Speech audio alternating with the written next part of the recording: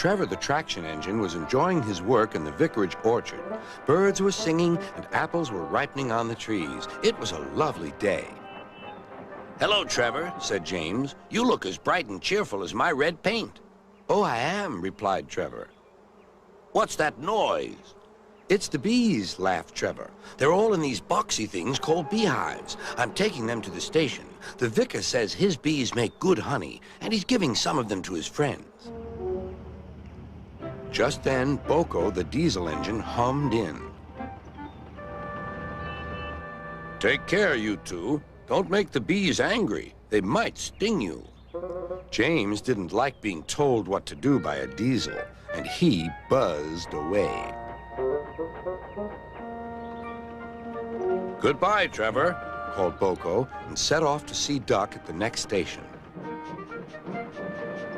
Bill and Ben, the tank engine twins, were busy arranging cars, but they scampered off when they saw Boko.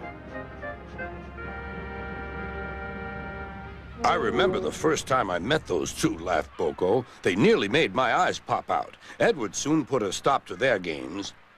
Edward is the only one who can keep Bill and Ben in order, chuckled Duck. I sometimes call them the bees. A good name, replied Boko. They're terrors when they start buzzing around. James bustled in.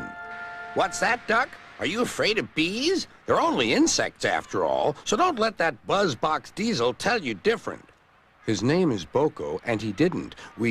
I wouldn't care if hundreds were swarming around. I'd just blow smoke and make them buzz off.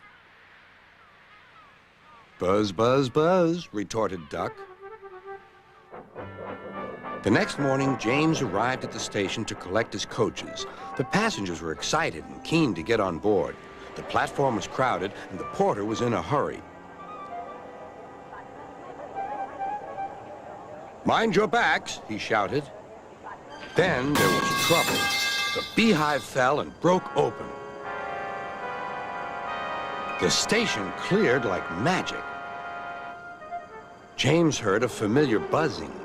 The bees were too cold to be cross, so they buzzed around the fireman, hoping he'd mend their hive. But he didn't understand, nor did his driver, so the bees turned to James. His boiler was nice and warm. Buzz off, hissed James. One bee burnt his foot. Ooh, ah, ah, ooh. The bee thought James had burnt him on purpose.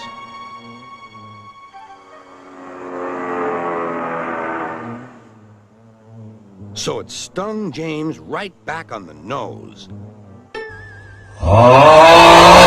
Whistled James. He had had enough. So had his fireman and driver. They didn't notice till too late that they had left all their coaches behind. They tried everything to get rid of the bees. First, they spun on the turntable, but to no avail. They tried washing them off, but the bees clung harder to James's warm boiler. Then they tried smoking them off by going through a long tunnel, but still the bees wouldn't go away. It's no good, James, said his driver. We'll just have to go back to the orchard and fetch another hive. James's reply was drowned by the sound of buzzing. The vicar was waiting anxiously for James. When he arrived, the bees swarmed straight into their new home.